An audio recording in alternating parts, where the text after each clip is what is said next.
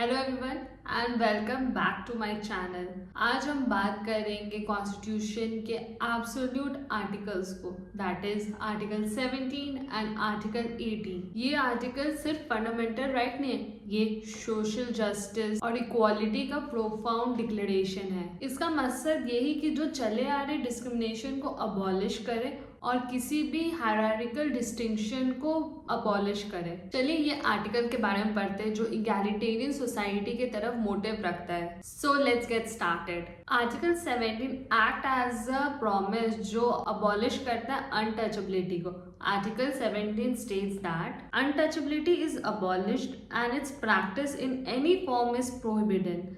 The enforcement of any disability arising out of untouchability shall be an offence punishable in accordance with law. तो इसका ये मतलब है कि जो भी कास्ट सिस्टम या डिस्क्रिमिनेशन जो चले आ रहा है उसको रोकना। जैसे पहले के जमाने में लोग दलित या कोई लोअर कास्ट को डिह्यूमनाइज वे में उसको ट्रीट करता था। सो एक विलेज वहाँ पे एक untouchable person according to people, so वहाँ पे ही यूज्ड द वाटर पंप जो सबके लिए, नॉट द वाटर पंप जो उनके कास्ट का है, लाइक अनटचेबल का कास्ट का। गलती से वो अनटचेबल पर्सन उनका वाटर पंप यूज कर ले तो उसको वो इम्प्योर कहते थे। तो इसी डिस्क्रिमिनेशन को अबॉलिश करता है आर्टिकल 17। उनके बेसिक डिग्निटी को बचाने के लिए और पब्लिक स्पेस में उनकी राइट होने के लिए और इक्वल ट्रीटमेंट के लिए कॉन्स्टिट्यूशन मेकर ने सोचा एक एक्सक्लूसिव आर्टिकल होना चाहिए, that is article 17 that abolish untouchability. Constitution maker ने इसको एज अ फंडामेंटल राइट इसलिए भी रखा सो दैट जो बर्थ पे बेस्ड डिस्क्रिमिनेशन है उसको रोक सके।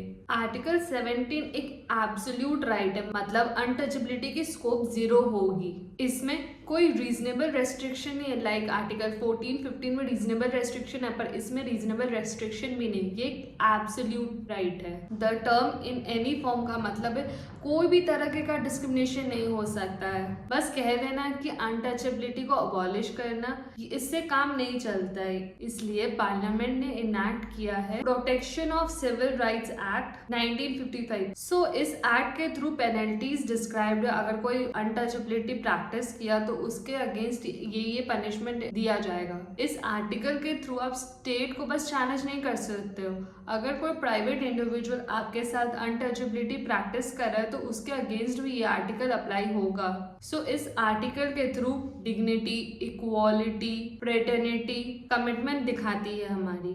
अब बात करते हैं आर्टिकल 18 की जो बात करता है अबॉलिशन ऑफ टाइटल्स। कोई भी स्टेट कोई भी टाइटल को एक्नॉलेज नहीं करेगा except military distinction and academic distinction. इसलिए डॉक्टर, जनरल, प्रोफेसर्स ये सब अलाउड है because these distinctions are allowed through this clause of article 18। Clause 2 ये कहता है कि कोई भी फॉरेन टाइटल्स इंडिया में एक्सेप्ट नहीं होगी, अबॉलिश्ड। फिर क्लॉज 3 एंड क्लॉज 4 ये कहता है कि कोई भी ऑफिस ऑफ प्रॉफिट या ट्रस्ट होल्ड करता है तो उसको परमिशन लेना होगा प्रेसिडेंट से, सो दैट वो टाइटल वो अपना एक्नॉलेज कर सके इंडिया में। अब बात करते हैं अवार्ड्स वर्सेस टाइटल्स की।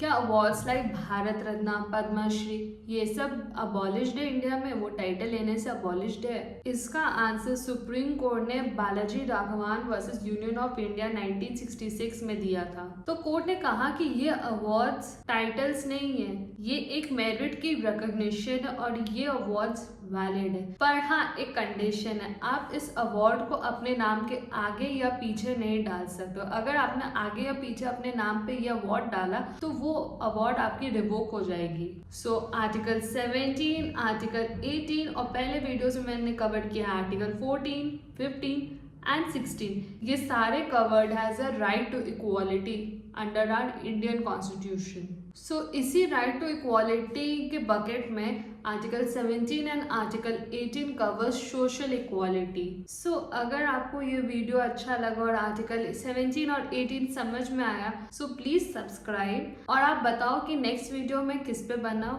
So stay tuned and subscribe.